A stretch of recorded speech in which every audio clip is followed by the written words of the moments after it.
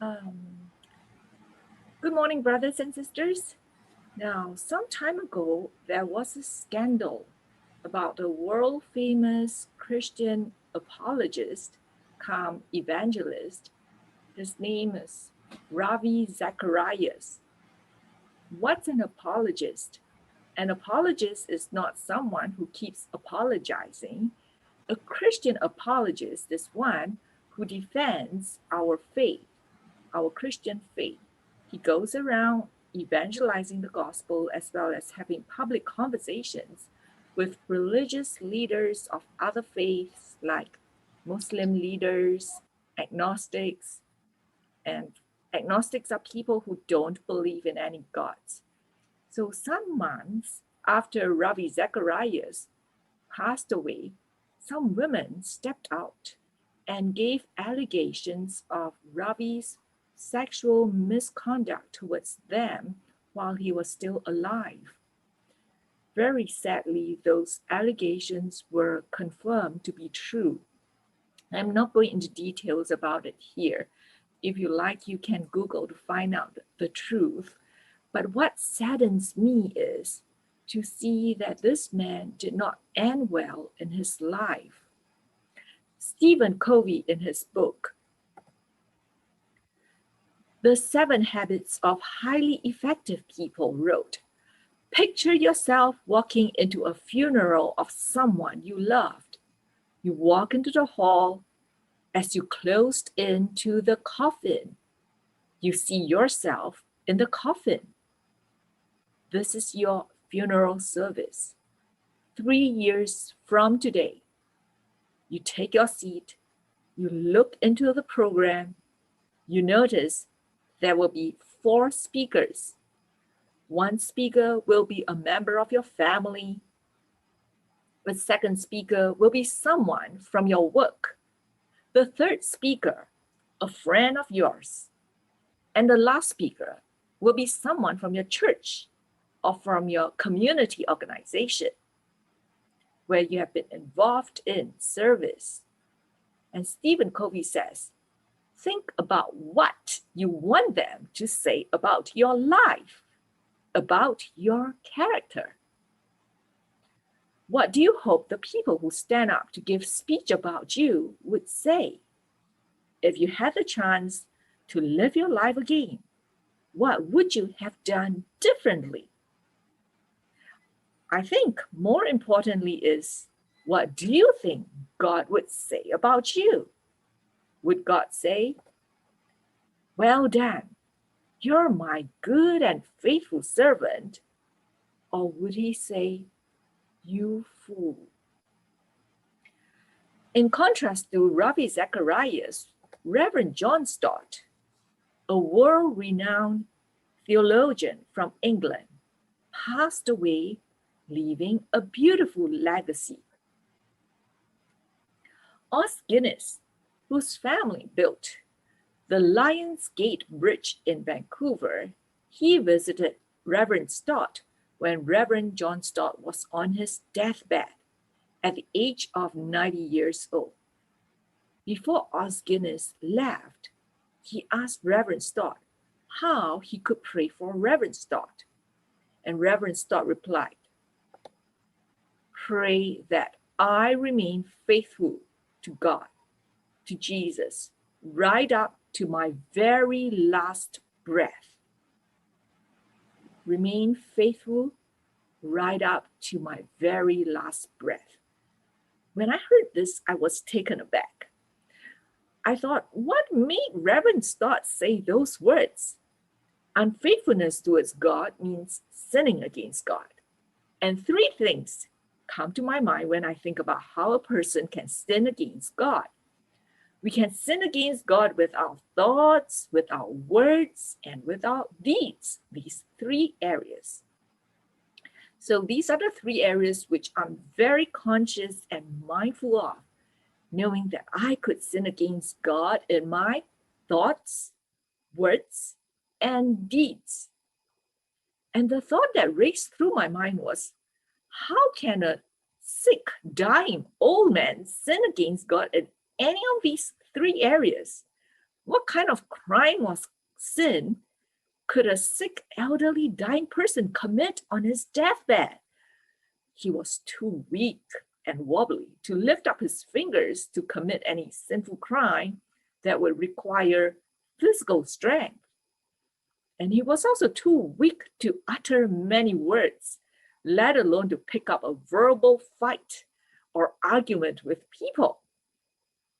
If a man was struggling for his life and knew that every breath could be his last breath, would he still pick up a verbal fight with people? So I find it inconceivable for that. Therefore, sinning with his actions and words do not seem to come close to a weak and dying person. And that leaves us with sinning with one's thoughts. On his deathbed, Reverend Stott is so conscious of remaining faithful to God in what goes through his mind and in his heart. It wouldn't surprise me if in his whole life, Reverend Stott had been uttering the same prayer again and again. To be faithful to God till my last breath, to be faithful to Jesus till my last breath.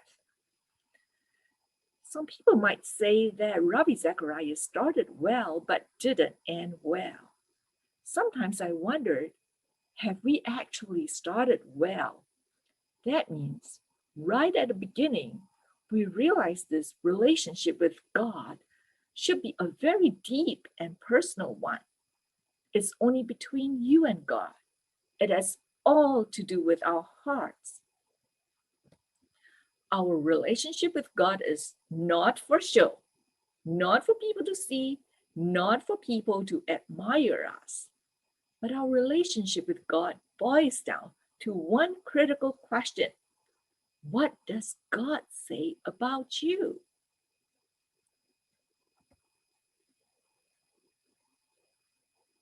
Good and faithful servant, or you fool? As we look at Reverend John Stott, I can't help but think of this verse in Proverbs chapter 10, verse 7. The memory of the just is blessed, but the name of the wicked shall rot. The memory of the just is blessed. This means the memory of those who are faithful and just. The memory of them blesses our heart as their lives teach us how to live a life of faithfulness before God. However, the name of the wicked shall rot. This means the wicked and unfaithful one leaves a legacy that stinks. Well, everyone knows what a stinky reputation is like, so I won't elaborate here.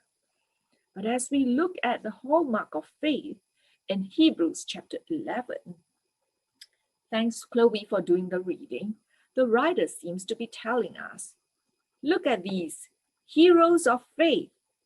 Abel was faithful to God, Enoch was faithful to God, Noah was faithful to God, and Abraham was faithful to God. I would like us to turn around and ask, who was the first to be faithful? First to be faithful. When we look carefully into the lives of each person in the hallmark of faith, we'll find God. God is the one who was first faithful to them. God is faithful to his people. I believe these heroes of faith could only be faithful to God when they had their eyes fixed on God's faithfulness towards them. Look at Abel. Abel recognized God's faithfulness towards him by blessing him with plentiful livestock. Abel in turn then was faithful to God by giving his best offering to God.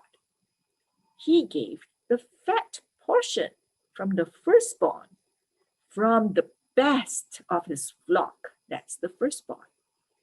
And look at Enoch. Enoch must have recognized God's faithfulness towards him. So he in turn persevered in faithfulness towards God by walking very closely with God.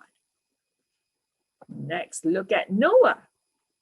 God too was faithful to Noah. God rescued Noah and his family from the decadent generation of his days. I believe Noah could only be faithful to God when he recognized God's faithfulness towards him and his family. He recognized God wanted to spare him and his family from the destruction of the flood. Likewise, Abraham, he could only be faithful to God when he recognized that God was the first one who had been faithful not only to him, but also to his wife. In Genesis 12, right after God promised his blessings upon Abraham, we see that Abraham was not faithful to God. He did not have faith in God. When he felt his life was being threatened by Pharaoh. In Genesis 12, when Abraham and his wife Sarah went down to Egypt, Abraham was afraid that Pharaoh would kill him so as to take his wife Sarah as Pharaoh's own concubine. So Abraham told his wife to fake as his sister. Clearly, Abraham lacked faith in God and had not proven to be faithful here. Later, we saw Abraham acceded to his wife Sarah's advice by taking her maidservant Hagar to be his concubine so that he could have a child with her maidservant. God had early on told Abraham that he would give Abraham a son. Clearly, Abraham did not have enough faith to trust that God would give him a son through Sarah. Honestly, if I had only looked at these incidents, I'll be questioning the writer of the book of Hebrews.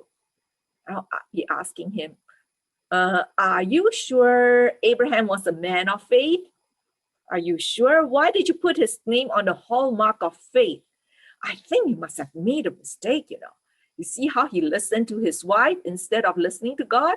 He went to take his wife's Egyptian maid as his concubine because he couldn't trust God. He couldn't trust that God would deliver his promise and would give him an heir. Therefore, at this point, I don't see Abraham as being faithful to God at all. If we continue to read Genesis, it will unravel before us the history of Abraham's life. We'll trace the hands of God in the life of Abraham. We'll also see that multiple times Abraham had not been faithful to God, yet God was never unfaithful. Now, I'm not saying that Abraham had never been faithful to God. No, I'm not saying that. Yes, there were times Abraham was faithful to God, yes. But also, there were other times Abraham failed. In 2 Timothy chapter 2, verse 13, Apostle Paul says, if we are faithless, he, that means God, remains faithful, for he cannot disown himself. God cannot disown himself because God cannot be untrue to his own words. I believe Abraham learned his lessons eventually, that God can be trusted, for God is always faithful. Abraham, having experienced God's faithfulness more and more, grew in his faith and trust in God. And thanks, Bernice, for reading to us the story of Abraham obeying God and attempting to offer his son Isaac as a sacrifice unto God. Many times when we look at this part of the story, we'll say, wow, Abraham has strong faith in God. Look at him. He probably trusted that God would resurrect Isaac from the dead. That was why he obeyed God fully and didn't hesitate to raise his knife on his own son Isaac. I believe at this point, Abraham had come to a deep conviction that God had been very, very faithful to keep his promises.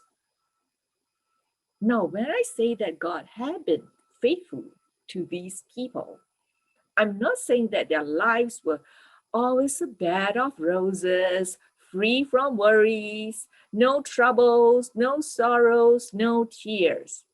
No, I'm not saying that. There were hard times too, very hard times. But what we can see is that God has been faithful. God has been faithful to provide a way out for them.